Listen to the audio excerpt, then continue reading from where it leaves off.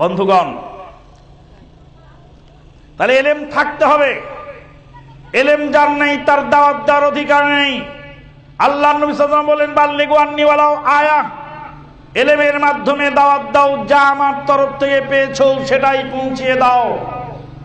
আল্লাহ পাক বলেন, ইয়া আইয়ুহার রাসূল বাল্লিগ মা উনজিলা ইলাইকা মির রাব্বিক ওয়া ইল্লাম তাফআল ফামা বাল্লাগতা রিসালাতাহু ওয়াল্লাহু ইয়াসিমুকা মিনান নাস।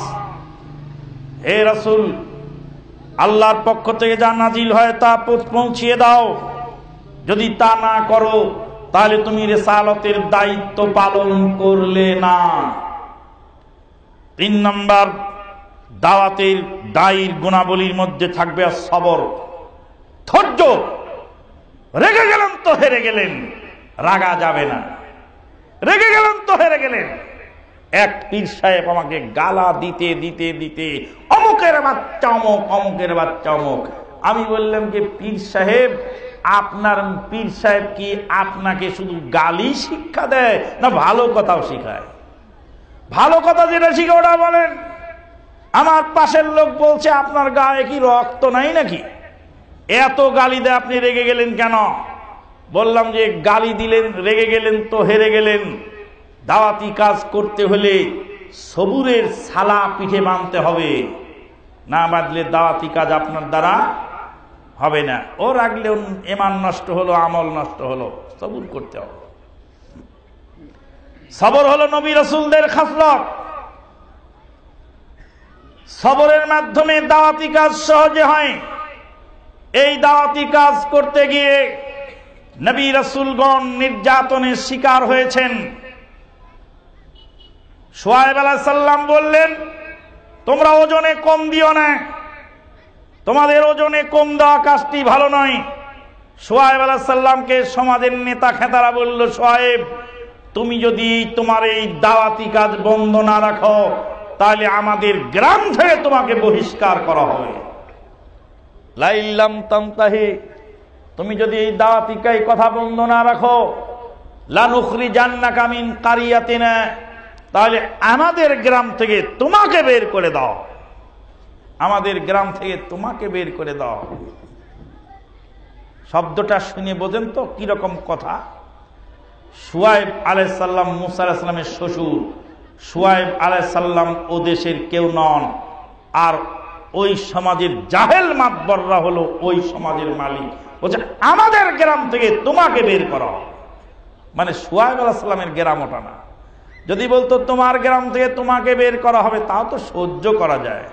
বলছে আমাদের গ্রাম থেকে তোমাকে বের করো, তাহলে ওই গ্রামের মধ্যে থাকার অধিকার এত বড় নবীরও ছিল না।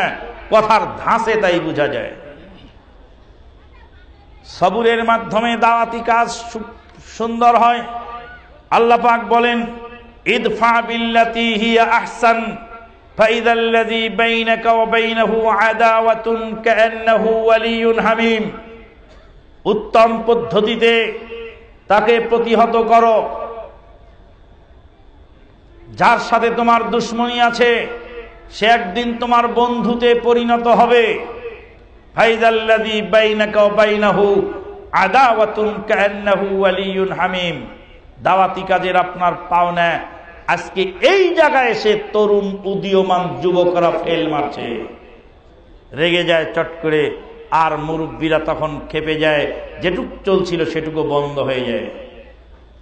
তাড়াহুড়া করে কাজ হবে না, ধীরে সুস্থে আস্তে আস্তে আগাতে হবে। আল্লাহ রাব্বুল আলামিন কুন বললেই হয়ে যায়, কিন্তু আসমান এবং জমিন সৃষ্টি করতে আল্লাহ পাক 6 দিন সময় লাগিয়েছেন। যে আল্লাহ কুন বললেই হয়, সে আল্লাহ 6 দিন লাগানোর হিকমত হলো, আল্লাহ পাক বান্দাকে শিক্ষা দিলেন যে তোমরা ধীরে সুস্থে ধীরে ধীরে আস্তে আস্তে আগাও। যে লোক চকলেট ক্যাঁত করে গিলে খায় সে তাড়াতাড়ি খায়, আর যে লোক চুষে চুষে খায় অনেক দিন খায়। তাই তো যারা বেশি পয়সা কামাই করার চেষ্টা করে তাড়াতাড়ি, হ্যাঁ, তাদেরকে বলি, ভাই রে চকলেটটা গিলে খাস না রে ভাই, চুষে চুষে খা, আস্তে আস্তে খা। মূলা খাত করো না, মূলার খাত করলে মূলা তুললে খাচ্ছে, বেগুনের ক্ষেত লাগাও, সারা বছর কিছু কিছু করে বেগুন খেতে পারবা। দাওয়াতি কাজ করবেন সবুরের সাথে।